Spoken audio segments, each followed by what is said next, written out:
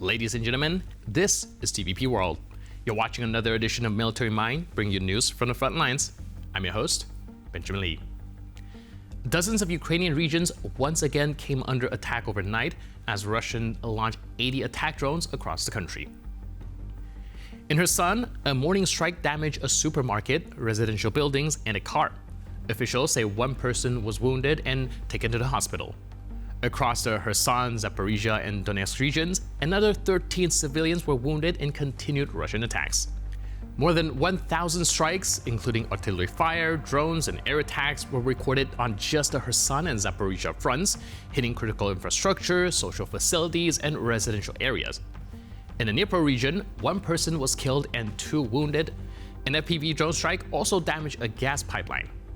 Moving on to the front line near Konstantinivka, Russian forces are reported to have secured positions in the southeastern part of the city, despite earlier assessments describing the situation there as chaotic and impossible to map. On the Pokrovsk axis, Russian advances have created what analysts describe as the encirclement of Marinograd by a gray zone. Ukraine's Rapid Response Corps, responsible for defending the Pokrovsk-Marinograd agglomeration, said Ukrainian troops withdrew from the village of Lisivka and Sohivya, south of Marinograd, to more advantageous lines. They stressed Russian troops have not yet secured the area. However, the Kyiv-based open-source intelligence project Deep State has marked this same zone as being under firm Russian control, noting Russian gains both in Marinograd and near Pokrovsk. Now, according to their updated map, Ukrainian-controlled territory at the neck of the Marinograd pocket has collapsed into a gray zone, effectively leaving the city surrounded by contested territory. Ukrainian analysts emphasize that this does not constitute full encirclement, but supply routes into the city are disrupted and any Ukrainian withdrawal would be extremely difficult, likely carried out under fire and without heavy equipment. Meanwhile, fighting between Thailand and Cambodia continues to escalate. Both sides vow to keep defending their sovereignty as clashes intensify along the border. Cambodian forces on Wednesday carried out massive strikes on 12 Thai positions across 4 border districts, according to Thailand's 2nd Army region. The Thai military says it is repelling Cambodian advances involving heavy artillery and multiple launch rocket systems. The new wave of violence followed border clashes that erupted on Sunday. Cambodia's Ministry of National Defense claimed Thailand fired first, while Bangkok insists the opposite. The conflict has displaced more than 500,000 civilians who are now sheltering in Buddhist temples, schools, and other safe locations.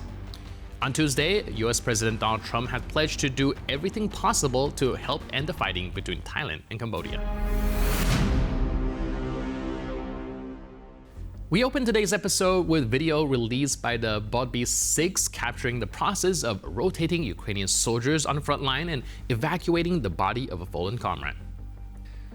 Now, the moment conveys the harsh reality of the front line.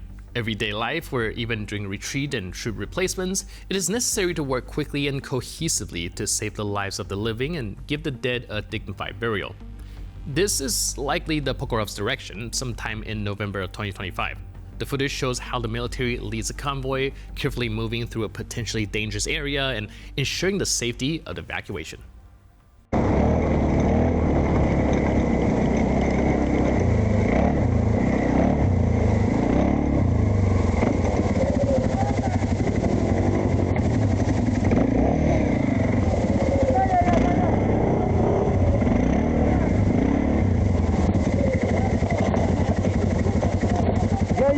До вас їхати на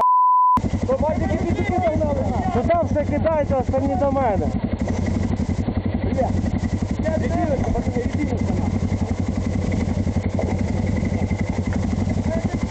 Я, сука, в ягозі запутався, єлі випали, блядь. Я сказав, дайте послати, вони собі стоять, інформацію не доводять. Ні. Слюсера? Так. Моргає. Давай, брат. А там що? Де? Там. Там дайте тебе допомогу. Хай залазь. Давай розкинемо.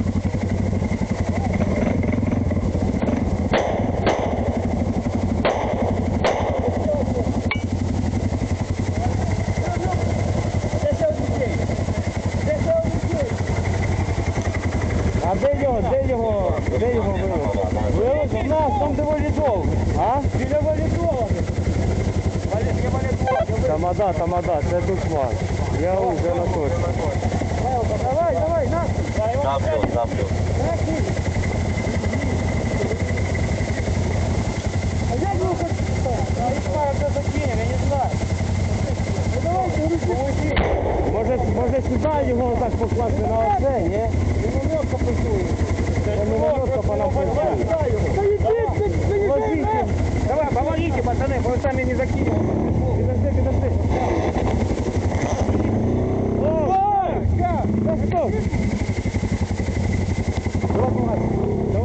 Давай.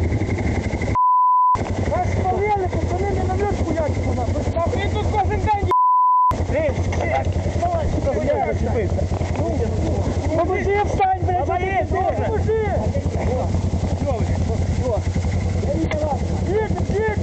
Сідайте, пригайте.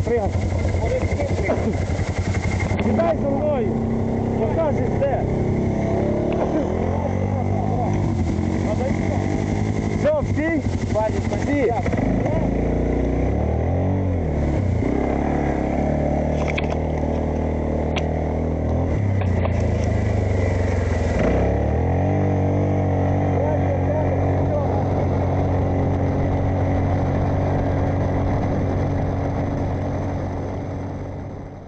Anything can happen in war. While driving through thick morning fog to deliver supplies to the front lines, 2 soldiers from the Ukrainian 93rd Separate Mechanized Brigade, Holodny Yar, mistook a low-flying pheasant for an enemy FPV drone. Now, footage from the front line shows the tension and constant state of readiness required to respond to potential threats. Even a random bird can momentarily trigger a heightened state of awareness because on the front line, every movement in the air could be a deadly enemy.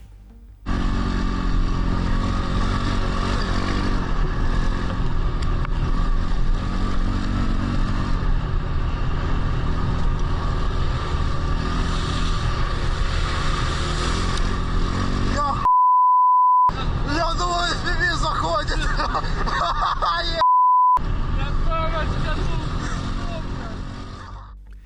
Ukrainian FP-2 kamikaze UAVs carried out a series of effective strikes on several key Russian military logistic facilities in the temporarily occupied territories.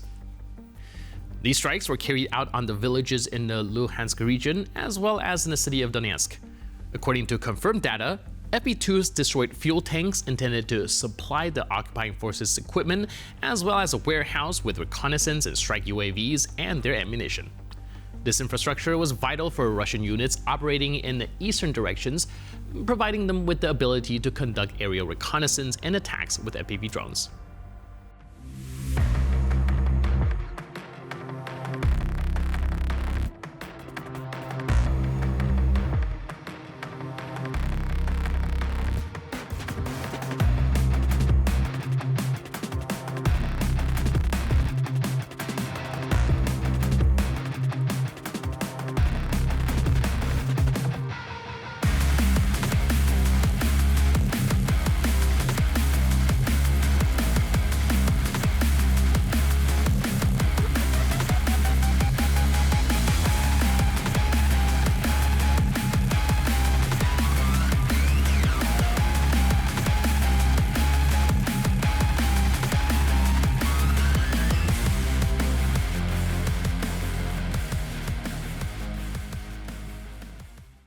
And with that footage, we conclude this edition of Military Mind. But for more news, update, and commentary, please stay tuned to TVP World.